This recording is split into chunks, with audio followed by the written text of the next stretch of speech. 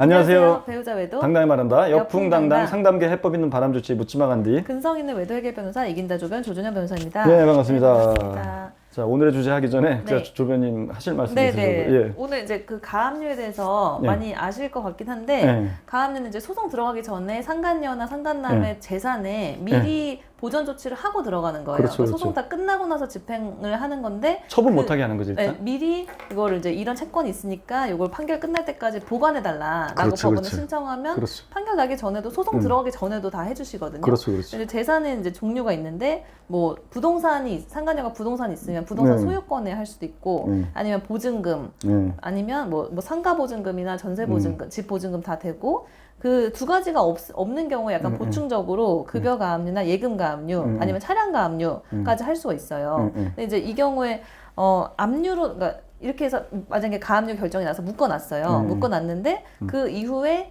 판결이 나고 만약에 상간녀가 변제를 안 한다. 그러면 이제 어떻게 연결되는지까지 말씀을 드리고 싶은데 부동산 같은 경우에 이제 가압류가 됐잖아요. 근데 만약에 변제를 안 한다. 그럼 그 부동산 자체를 경매 신청해서 부동산 경매로 해서 환가를 받아서 내가 채권을 가져올 수 있는 나중에 거고 판결 나고 나서. 판결 나고 나서 그렇죠. 안 갚으면 안 갚으면. 근데 경매 절차 그러니까 먼저 처분을 못 하는 거지. 그렇죠. 처분도 아예 못 가압류를 걸어놨기 때문에. 네네, 그렇죠. 그렇죠, 그렇죠. 그리고 이제 보증금 같은 경우는 가압류를 해두면 내가 보증금 돌려받을 때가 됐잖아요. 네. 근데 돌려받지 못해요. 전세 보증금 가압류가 말하는 됐기 거예요? 때문에, 네, 전세 보증금, 임대차 보증금. 네.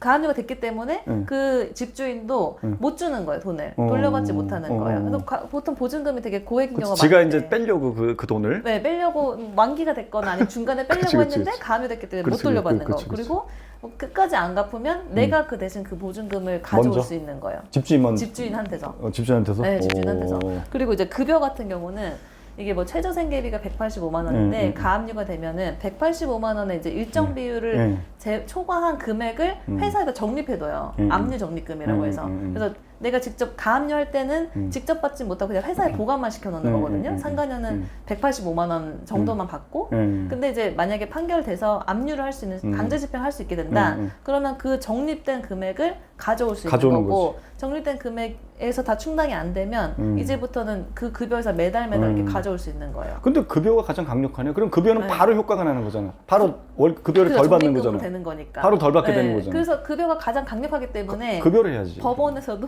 이제 거꾸로 네. 보증금이나 다른 재산이 있으면 급여는 약간 제한적으로 해주시긴 해요. 아니 그 네. 법원이 누구 편이야? 법원이 아니 이쪽 아니 좀 이 바람 때문에 피눈물 흘리는 좀 그러니까요. 아내분이나 남편분 편을 들어야지 왜 그쪽 편을 들어? 바로 급여를 하는 우선하게 해줘야지.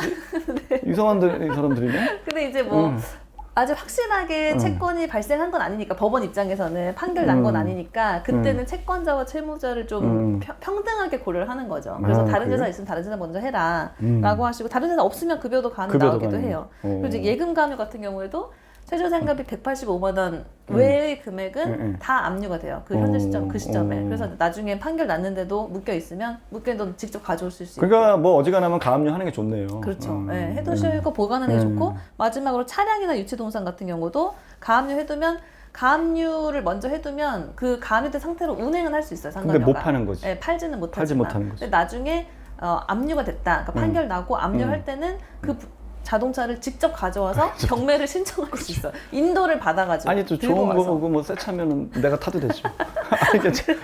뭘 또 팔어? 팔면 뭐 그 이익이 나겠네. 아, 그 직접 내가 받으려면 타려면 아, 근데 경매 좀 절차에서 내가 받아와요. 저 더러운 인간 저 상간자 그거 거를 맞아요. 그거 타기가 뭐, 좀 더럽지. 씨. 그 똥값에 맞아, 그냥 맞아. 경매를 경매하는 게 낫지. 맡겨버리는 게 맞아, 낫죠. 맞아, 맞아. 네. 그래서 이런 절차, 강력한 절차도 있으니까 맞아. 요것도 소송 전에 고려하셔도 오케이, 되거든요. 오케이. 네. 아, 알겠습니다. 알겠습니다. 가압류는 가급적 뭐 하시는 게 좋네요. 네, 저는 네. 뭐 이렇게 저랑 이제 상담하다 보면 뭐 가압류 말씀 많이 하는데 뭐 굳이 뭐 그렇게 꼭 필요한 거는 아니라라고는 저는 말씀을 드리는데 본질적인 건 아니지만 괴롭히는 방법인 거죠. 좀 더 괴롭히려면 네. 오케이. 아, 괴롭히는 게 중요하지.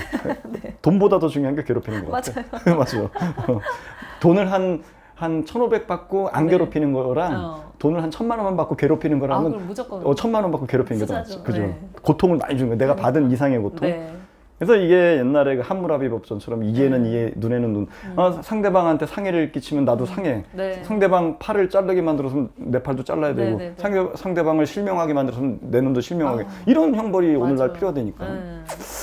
알겠습니다. 그러니까 지금 네. 자, 오늘의 주제는 그 바람 피고 거의 가출하는 한 3가지 경우, 네. 거의 좀 가출하는 경우가 많더라고. 이럴 때는 꼭 좀 가출을 좀 하는 경우가 굉장히 많더라. 네. 첫 번째 뭐냐면 전부터 계속 끊임없이 별거 요구한 거예요. 네. 전부터 바람 피기 전부터, 아니 바람 들키기 전부터, 피기 전부터 한 인간은 없어 거의, 그죠?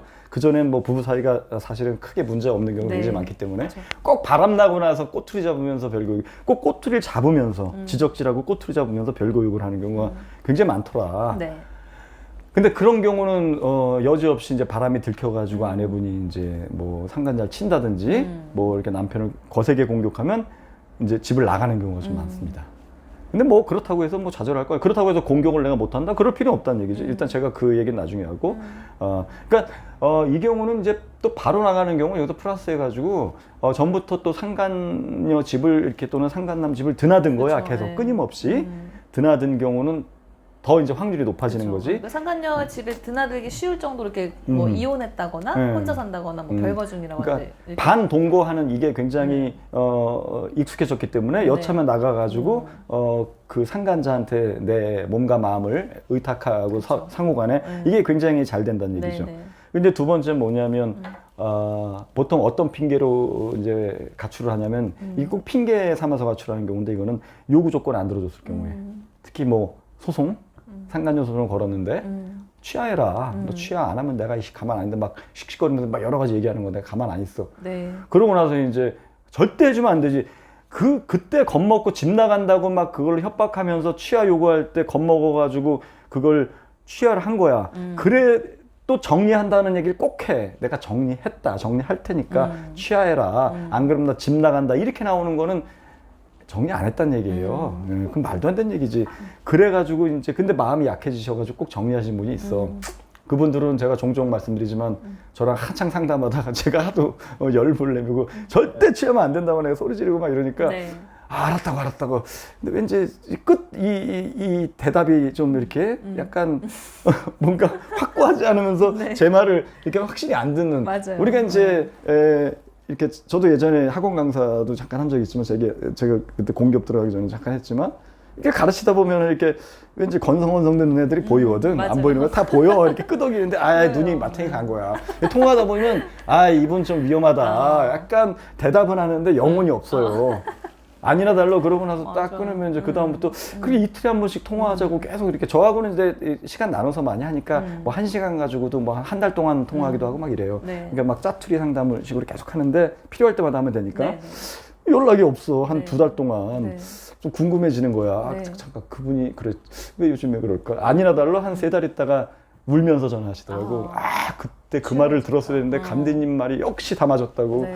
제가 왜 그때 간디님이 소리 지르면서 저한테 하면 안 된다고 왜 그렇게 난리치셨는지 이제 알 것 같다고. 제가 사실 그때 취하했다고. 네. 근데 이것들 다시 붙었다고. 저 지금 다시 할 거라고 막 그러시는 분 굉장히 많다고. 근데 뭐 하냐고. 이미 더 깊어졌는데. 더 깊어졌어요. 그때 소송 걸어도 더 힘들어져. 네, 그냥 취하했으면 차라리 다행인데 뭐 합의서 같은 걸 쓰고 취하를 했는데 상간녀랑 합의서를 쓴 건데 이제 너도 내 남편 연락하지 마라는 조건이 붙는데 또 마찬가지로 나도 그러니까 아내분도 상간녀한테 접근하거나 찾아가거나 뭐 부모한테 알리면 거액의 위약벌을 걷도록 그러니까 걸도록 그렇게 합의를 해놓은 거예요. 그러면 다시 만났어도 그 합의서는 계속 유효하기 때문에 그렇죠. 아무것도 못하는 거거든요. 그렇죠. 똑같이 위약벌 발생하니까 완전 그렇죠. 손발이 묶이는 경우가 근데 있어요. 그런 거를 안 하고 그냥 덜컥 취해주는 거야. 그냥 남편을 전적으로 믿었다는 거야. 또 집에 잘하고 하니까 아무것도 안 받고 돈도 안 받았. 그럼 합의금이라도 받고 취하했냐 그랬더니 합의금도 안 받았대. 그 위약벌 각서라도 좀 받고 이후에 만날 경우 회당 얼마 그거라도 받았냐? 그것도 안 받았대. 그냥 전적으로 믿었다는 거야. 왜냐면 진짜, 너무 남편이 그 바람 필 때 막 지랄 발광하고 난리치고 자기 지적질하고 꼬투리하고 너무 고통스러워 이혼 요구하고 막 이랬던 사람이야. 네. 그랬는데 어떻게 끝나냐고. 저는 안 끝난 거 알지. 근데 너무 그렇게 고통을 주다가 갑자기 잘하니까 이분이 이제 거기에서 이제 상대적으로 이 평온한 게 너무 좋은 거야. 그쵸. 그래서 그 단맛에 약간 취하신 거지. 아이고. 근데 이제 더 크게 붙어버린 거지. 더 힘든 싸움 된 거지. 그러니까 한 3, 4개월이면 어지간히 치면 좀 정리가 됐을 수도 있는데 이것도 6개월, 1년 이게 기약이 없게 된 거지. 네. 너무 힘든 상황이 되는 거죠. 집 나간다 그래서 절대 주지 마시라. 이때 집 나간다고 핑계 대는 경우 굉장히 많아요. 집 나간다고 끝나는 거 아닙니다. 야, 나가 돼지든지 마음대로 이렇게 얘기하라 그러잖아. 아, 옛날 사람들 그런 표현 많이 썼어. 나가 돼지든지. 그게 무슨 말인지 잘 모르겠어. 우리 할머니가 많이 썼어. 나가 돼지 이 우라질년 뭐 이런 거 많이 썼어.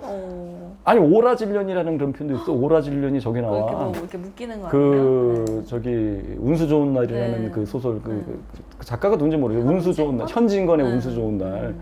그 아내가 그 중병 걸려가지고 오늘 내일 했는데 그날따라 돈을 인력거꾼이 돈 많이 벌어가지고 이제 설렁탕 사가지고 갔는데 가다가 또 한번 주막에 들어 친구 만나가지고 바로 들어갔어야지. 거기서 술 한잔 먹어서 이 사람이 그렇게 좋아하는 그 설렁탕 하나 딱 꼭 먹고 싶다 그랬거든. 죽어가면서. 갔더니 이미 죽은 거야. 그랬더니 이 오라질년 눈 떠라 이러래. 오라질년이나 그게 약간 정감 있는 표현. 진짜 오라질년이 아닌 거죠. 옛날 그 욕들을 집대성해가지고 상간녀나 이렇게 해가지고 쓰면 좋을 것 같아요. 욕 시리즈를. 듣도 보도 못한 욕들. 전라도 지방에서 많아요. 전라도 사람들이 그 욕들이 많더라고요. 자, 그래서 말이 샜는데. 네. 자, 그래, 절대 뭐 나가 뒤지든지 말든지 난 취하 없으니까 마음대로 해 이렇게 하시라고. 그러고 나가면은 뭐 들어와. 나는 가정 지켜. 너 일방적으로 나갔잖아. 내가 내가 나가라고 내가 뭐 이렇게 적극적으로 하지 않았잖아. 이렇게 하면 돼요. 네. 그게 별거가 아닌 거든. 일방적 가출이야 지금.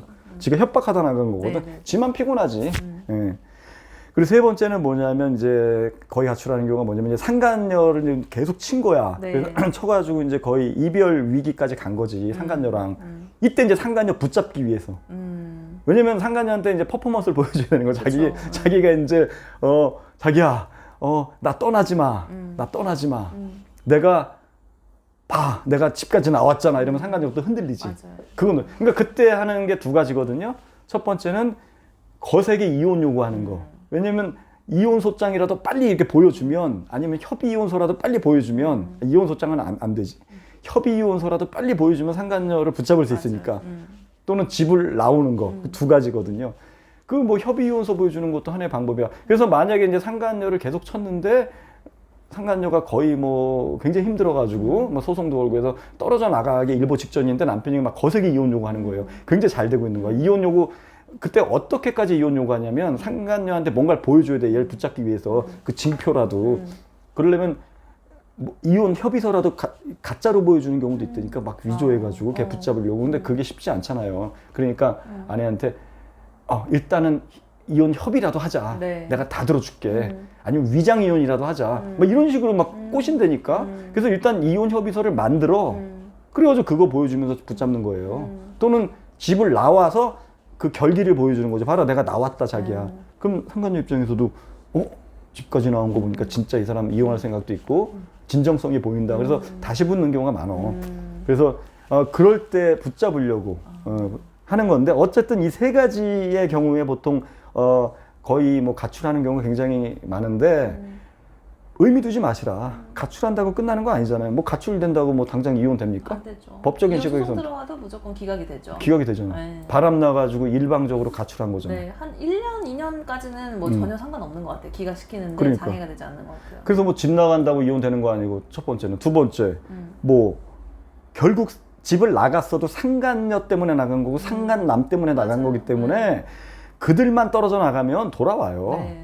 왜냐면 그들이 없는 그 세상에서 나가 있을 이유가 없어. 내가 개로 인해서 아내가 싫어서 남편이 싫어서 나간 게 아니야. 내 남편이나 아내가 그쪽에 꿀 발라놓은 게 있기 때문에 나간 거거든. 근데 그 꿀단지가 사라져버리면 자기가 거기 왜 나가 있냐고. 들어오지. 근데 처음에 안 들어오지. 왜냐면 야, 이씨, 걔랑 끝내도 너랑도 안 산다. 내가 들어갈 것 같아.